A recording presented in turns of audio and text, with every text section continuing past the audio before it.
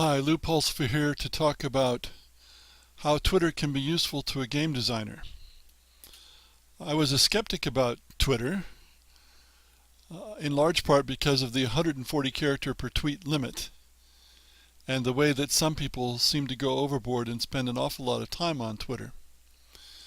You know, the word bite nature of Twitter doesn't lend itself to critical thinking, and critical thinking is inherently a part, if not the main part, of game design.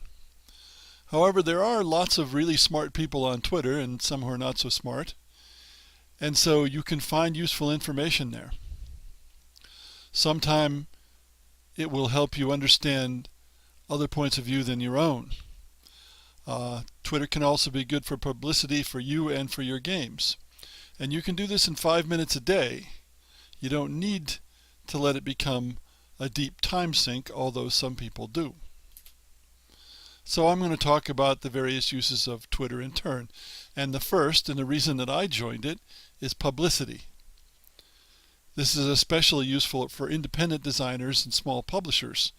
If you're somebody who works in a big game studio, you may not want to draw publicity yourself, and your studio may actually have a policy about what you can say on something like Twitter. So, I talk about new blog posts, new videos that I put on my YouTube game channel, like this one, new games, new books. If I ever am involved in a Kickstarter, then I'll use Twitter to publicize it. It's all an antidote, although a small one, to the problem of discoverability, which is people can't play your game if they don't know it exists. They can't read your book if they don't know it exists. And some of that is knowing that you exist. You are your own brand. It takes quite a long time to build up followers, but sometimes you can get retweets and favorites of your posts that reach beyond your followers to other people. So it's a long-term project to build up your publicity potential on Twitter. You can get a lot of references to articles. Follow the right people and you'll learn about all kinds of interesting stuff. In a way, it's your personal reference service. It's a case of lots of heads and eyes are better than just yours. And I try to provide the same thing for other people. So if I see an article that's particularly interesting, or a blog post, whatever, I will post it on Twitter. And that helps me keep track of those useful articles.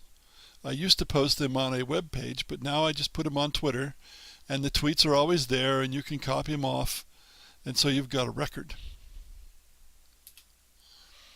You can also get answers to questions that you're just not able to solve yourself. Usually questions involve, let's say, opinion, as opposed to questions of fact. Questions of fact you can usually answer through a web search.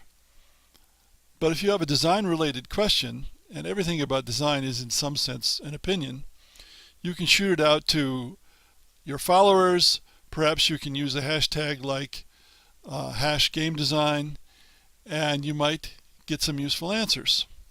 Or if you have questions about the source for something like information, software, books, whatever, you can also get some useful answers. Sometimes. And that's better than no time. Twitter is also a source of quotes. I collect quotes that I might use later in articles, blog posts, classes, and books. And some people on Twitter are quite quotable. You can conduct a limited group discussion through Twitter, but it's really difficult because you're limited to that 140 characters. You use hashtags to keep this together. And of course, it's not a private discussion. Anyone can join in if they notice it. So I don't participate generally in discussions on Twitter, but I know people who do and find it quite useful. Now let's compare this with Facebook. On Facebook, you can have subject pages for books, for games, for shops, for groups, and so forth. A limited number will see your comments in those groups, but you're not limited to 140 characters. So it's better for discussions, but perhaps less for publicity.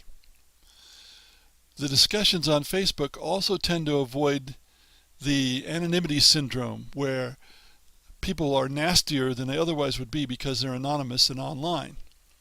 And that's because the people in Facebook discussions are using their Facebook entry and they're not anonymous. How about comparing with Gamasutra and Game Career Guide? Well, Gamasutra is the #1 video site for people who are in the video game industry, and Game Career Guide is for people who want to be in the video game industry. So on Gamasutra you read news articles and blog posts and you comment if you wish, and much of the interest comes from those comments. I like to place an occasional blog post on Gamasutra because when it's applied to video games, because I get some interesting comments sometimes. Game Career Guide used to be something that was more active. It seems to be pretty dormant these days. Neither of these are really for person-to-person communication, although there are forums on Game Career Guide, and of course this is video games only. How about comparing to Board Game Geek, Video Game Geek, RPG Geek, and so on? Well, those are forum-based communities, and like all forum-based communities, they can be quite caustic or shallow. The Board Game Design Forum on BGG is mostly for wannabes and people who say, look at what I've done. I find it to be rarely useful beyond the pinned discussions. The Game Geek list can be useful. I post my blog there. Its home is on Blogger, because sometimes I get insightful, lengthy comments to the blog. And more people seem to see it on Board Game Geek than on Blogger. We also have Board Game Designers Forum, which again is mostly wannabes and look-at-me's. Probably fewer people who have had much success in publishing games, but occasionally there's an insightful question or comment. All of these are better for detailed discussions than Twitter.